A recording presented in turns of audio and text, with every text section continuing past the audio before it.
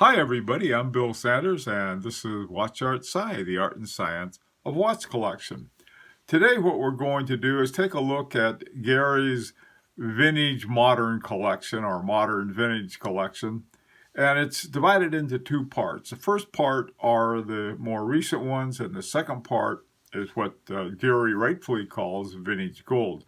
Then we're going to take a look at some suggestions for what the next step would be. And this is going to be a little different because these were Gary's ideas. So I'm going to talk about those. Also, instead of having a regular wristwatch check at the beginning, what I thought I'd do, I'd just have my watch on, and at the end of the video, let you know what it is, in case you haven't figured it out already. Okay, so let's get started. The first watches, or the first group of watches we're going to look at, is the most recent ones. The first one is the Zenith El Primero Sports Bar Limited Edition. Now, this is a big old chronograph, and it's got all of the elements of a chronograph. It's a Zenith El Primero. Very nice watch to have in anybody's collection. Next to it, there's a ladies' watch. That's a Hamilton classic Bagley, and it's a, I don't know much about it, to tell you the truth, but it's a nice looking little watch. Okay, now one of the ones on the bottom there is Standard Horology, Christopher Ward. I like this one though. It's normally I don't go for a black dial, but here's a black dial I really like because they've done such a good job, not only with the hour index and the 12, of course, but also at the tips of the hands. Those are it's called syringe hands, and I like the way the layout of it and the general looks of it. Sort of a neat watch. And anyway, that one I like. Baume et Mercier. This one is a GMT, and every collection needs a GMT, and this is one that'll serve as that. The Baume et Mercier, this is called the Clifton. They only recently have been making in-house. Most of their movements, their older ones, have been something else, usually ETA or Solita or something like that. So they're pretty much generally a standard horology watch as well. All right, let's go on to the next group. And here there are some really interesting watches, some of which no longer exist as a brand. First of all is a TXT3C474 Quartz World Time. It's a defunct brand, but for a world timer, that's got everything you want. You have around the bezel or inside the bezel, there are all of the different cities, and there's a big T for, you can use it for your home time or your away time, which will be for your second time. So it has 2 times plus the world time around it. The Citizen Echo Drive at the top next to that is an interesting type of movement by Citizen. This belongs to Gary's wife, and it's a day-date, nice little watch. On the bottom, the Seiko is a Premier Kinetic Perpetual Calendar. Now this has got what's called a Mecco quartz in it, which is there's a little winder in there, like something like a rotor, and what it does, it generates electricity rather than keep the spring wound. And this effectively lengthens the life of the battery, so you don't have to have it as much. Okay, next to that is sort of really, we're shifting over now to the vintage gold, and the first one is a Raymond Weil.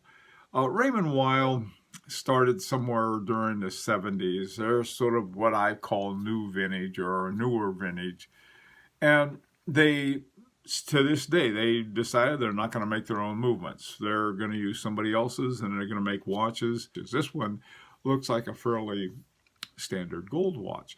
By the way, too, one of the things you got to remember is that today the gold prices are almost $1,400 an ounce. Back in the 70s, they were around $30 an ounce. And so, in fact, around 2002, that period here, they were about $200 an ounce, and now they're almost $1,400 an ounce. So gold has really shot up. All right, let's go on to the next group. Now, this group is where you really get a lot of gold. And the first one is in the upper left is the Vacheron. It's actually a Vacheron and Constantine. In the 70s, Vacheron Constantine said, well, we're going to take the and out. I don't know why, but they thought that was a good idea. So for years, they were Vacheron and Constantine. And then in the 70s, they became Vacheron Constantine. One of the interesting things that you'll find is some watches from the same period with an overlap. And, just for a while. The next watch is a Tiffany's. And Tiffany's they have all kinds of different movements at different times. This one is quartz. It's a gold Tiffany watch, though. The kinds they have mechanical movements, they have quartz, and sometimes they have both. Right now, there's a watch called East-West, and they have both a mechanical version and a quartz version. In the bottom row, there are a couple interesting Rolexes. The small one is a woman's watch. It's called a Rolex Prima, and it's very simple, clean watch. There's something about it that has a sense of this wholly understated elegance, a big hunk of gold with a dial in the middle of it. That's a very cool watch.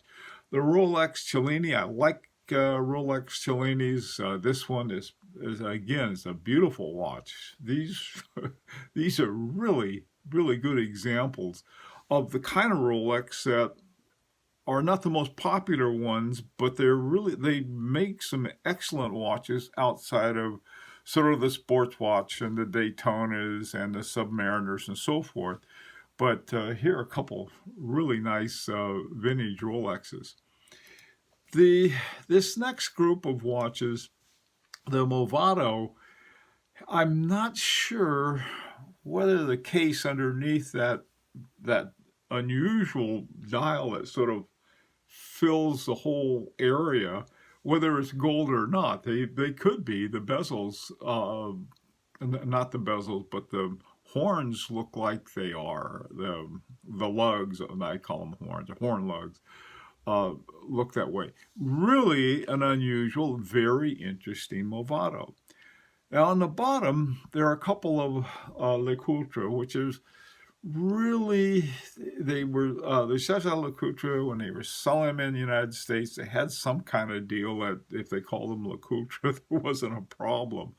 The woman's LeCoultre on the left is smaller than a dime. It's a very small watch. And the one on the right is a Powermatic. And it has, I like the lugs on that a lot, and it's a neat one.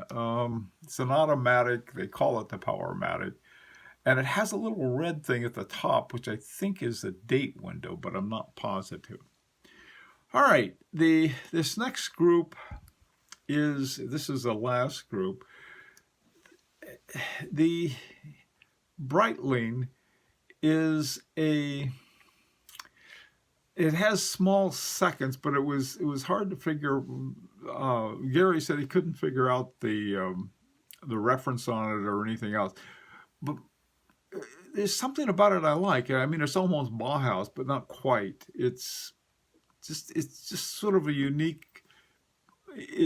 To say it sounds like an irony. It's like a unique plain watch. All right. Next to that is an Ebel Turler. And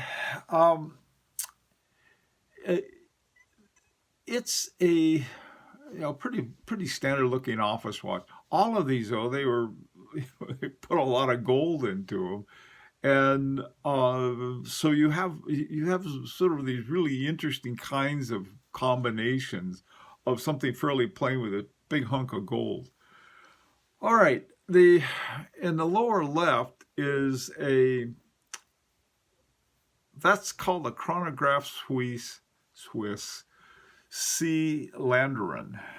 Okay, CIE for the company.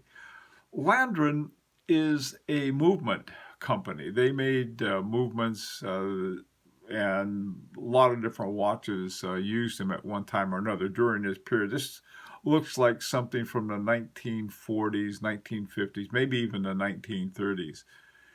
The final one is the Bulova, is called a wrist alarm, and you got an alarm clock, which is another fancier name for them.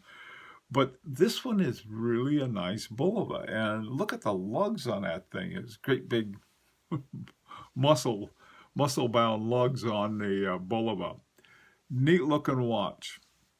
3 crowns to wind up and set the alarm. One to wind it, one to set the alarm, and then one to wind the bell on the alarm. Now, Gary's collection had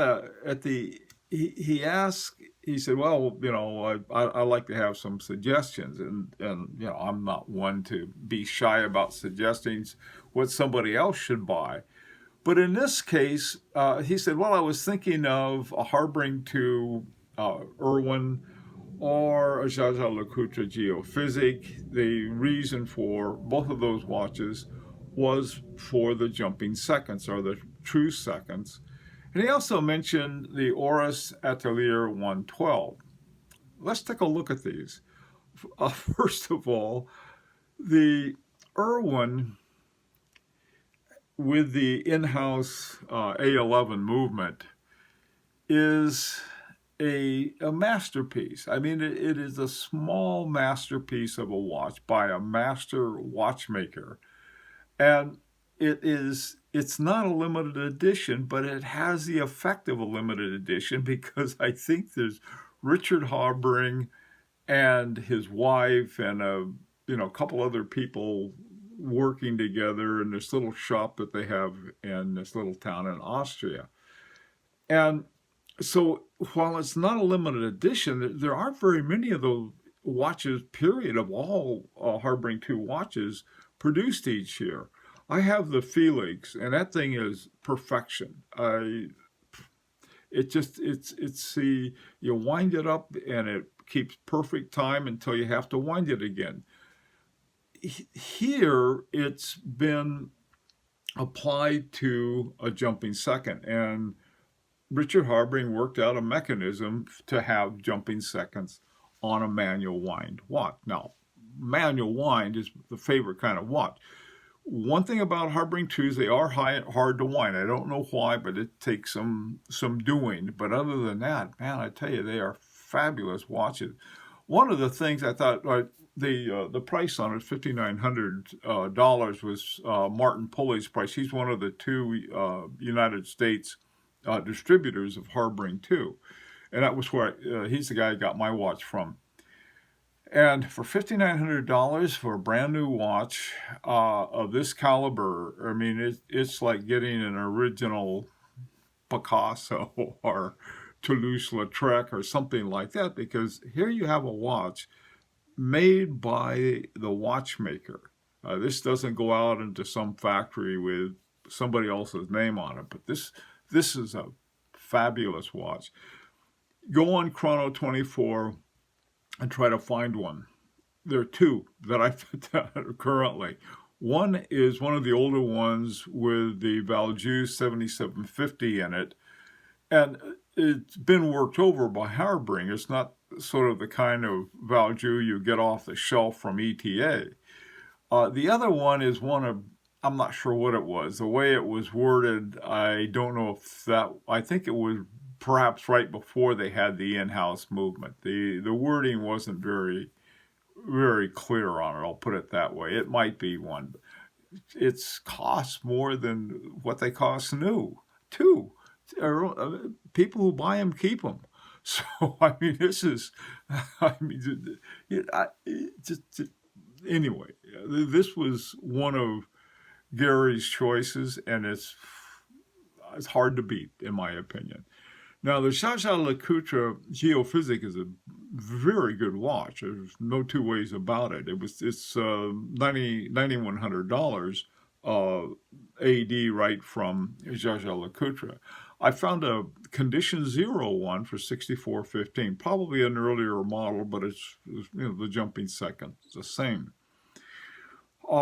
The other one was an Oris Atelier 112. When I heard the word Oris, I thought, that's like going the other way. I mean, when your latest acquisition was a Zenith El Primero, what in the world would you want to get an Oris Atelier 112 for? Well, I found out.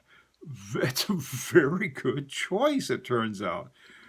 Oris, when they had their 110th birthday, they decided, well, we're going to have an in-house movement. Well, they worked on the thing for 10 years, and it's called the Oris 110 for their 110th birthday. That's their base movement.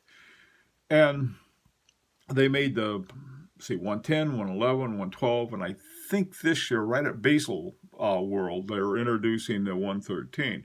And I think they're all based on the 110, but still, they've done a lot with it. This watch I found in condition zero for $36.85, and that's with a metal bracelet. Now, Gary wanted a color, well, he wanted a blue one, something to add some color to his collection. Man, I tell you, that watch is not, that's strong horology. It's not it's not like their other ones that are, they're far less expensive too. I think the AD price or the MSRP price is something like $6,600 or something like that. So when I found the condition zero for $36.85, that sounded like a very good buy.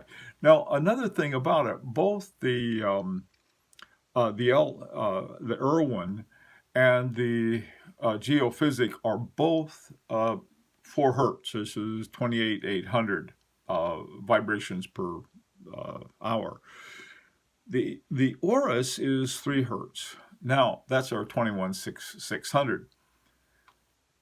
I've come to really appreciate the slower movements more because all of the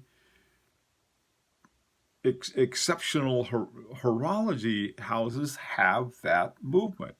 The H. Moser has it, Wooling Lonnen has it, F.P. Jorn has it, and so why do they have a slower movement? Well, it's to extend the wind of a watch. That's the main reason. In order to do that, though, in order to have some accuracy, you've got to have very, very fine tolerances.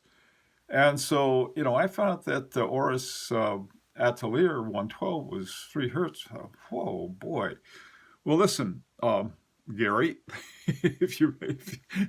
after saying, hey, you make some really good decisions and you have in your collection, and I think of these 3, obviously I like the Irwin the best. And I think having a watch like that is having one it's like having an original piece of art. And I would certainly encourage that. The other 2, the Jaeger-LeCoultre and that Oris Atelier 112, I think they're both great choices. So here you can't go wrong. I think you'll go more right with the Irwin, but otherwise, can't make a bad choice for those. Anyhow, by the way, this is my Vacheron Constantin. See, what is it? Historique American 1921. All right, in case you hadn't guessed. I would be very interested to hear your comments, any ideas that you have for Gary's collection. Say, hey, maybe you ought to try this or try that. Or, I'm not the strongest on my vintage. Maybe there's some comment about some of the vintages that Gary has that you'd like to make. And of course, this is always an invitation to subscribe if you like. So till next week, this is Bill Sanders for Watch Art Side, the art and science of watch collection.